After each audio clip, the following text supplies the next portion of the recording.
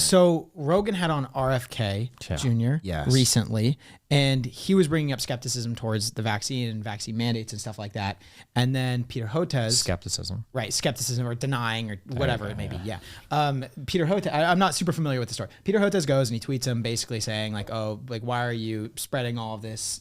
I don't know. I think I saw some of that on misinformation Twitter. or disinformation or whatever. Yeah. And then Rogan said, I would love to facilitate a debate between you two. And then Rogan said, I'll donate $100,000 if I can facilitate this debate on my podcast. And then Hotez said, oh, Rogan, that's what you spend on a weekend hunting with your boys. Like, I know with the Spotify deal with this, you have a bunch of money. So 50 million is the dollar amount that I'm willing to actually agree to, which is absurd. And then basically everyone's now pitching in. So you have like Twitter accounts that are like verified checkmark people. Like, I don't know, maybe they're not even that credible or anything. I think it was Mark Cuban who threw in like $100,000. No, Mark Cuban is like, Rogan, why would you ever platform? You know what I'm talking about. Yeah, why would you ever platform? Mark Cuban came out with like good ass message. Yeah, he was like what a mad champion. at Joe Rogan. Hell yeah. And of course RFK Jr. because he's like very pro-vaccine mandate and stuff like that. So anyways, this whole debate's happening. Everyone's trying to raise funding to have this debate. What do you think about that? This is a very big frustration that I have.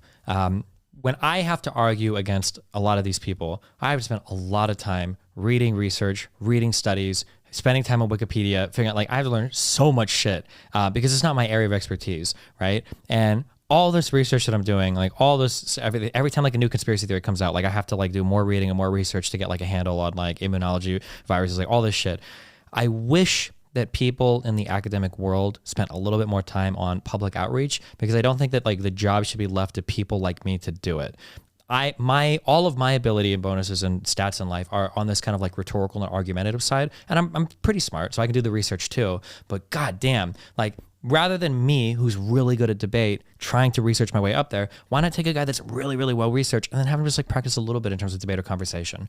I've seen the Hotez guy talk before, and I don't think he would be the good choice for that RFK debate. He seems pretty knowledgeable, but he doesn't handle himself very well in conversations. So I wish that more academics would practice that outreach, because at the end of the day, if whatever you're studying in academia, dies on the walls of your classroom, what's the point of anything you're doing, right? You might believe all of this and can prove all of it, but nobody in society does. What value do you have to anybody? Yeah, that's very frustrating to me. So you think the debate should happen?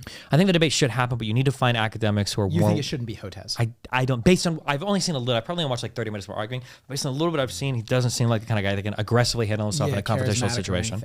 Yeah. So I was very, like, as soon as I heard about this thread, I was like, oh my gosh, like this has to happen. I really want this debate to happen. The debate should happen. I just don't think with him. You don't think Hotez should be the guy? I don't think it should be him, but. Right. So actually I was but my housemate brought it up to me. He was like, you know what, maybe this shouldn't be a good idea because you have one person that's primed for debate, right? And then, RFK Jr., and then you have the other person who's a scientist whose job is to write papers. Yeah. And a lot of the times, just a good rhetorician can basically convince anyone of anything. For sure. Sometimes with people aren't good on camera. Without the scientific. You have to be good on camera too and know what to say and be charismatic and But you think this debate should happen? And absolutely, public health officials should be involved, or academic. Yeah, 100%. Yeah. Because this thing there's this phenomenon that happens where people say, "Oh, I'm above debating that. We're not going to have that conversation." That's fine if you don't want to, but now you basically said that the only people that can have that conversation are all the people that probably shouldn't be. That they're like, okay, you guys don't want to talk about vaccines? Well, Joe Rogan and all of his guests are. So you can't stop that conversation. So why not be a part of it instead of just saying like, oh, well, we're not doing it,